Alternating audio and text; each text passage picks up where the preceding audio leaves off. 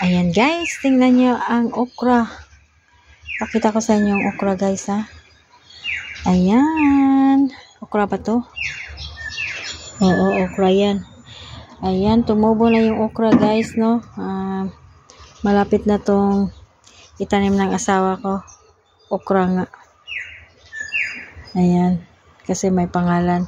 Malapit na to niya itanim guys. Kasi nga mag-spring na. Next month, mag-spring na. Ayan. Ano to guys? Dalawang tray. But dito guys, meron siyang ibang tinanim din guys, no? Ang tumubo dito yung lofa. Lofa, rock melon. Rock melon. Hindi tumubo yung ibang guys, lofa. Siguro hindi maganda yung seeds, no? Ayan guys, ang kanyang mga seeds na tinanim few weeks ago.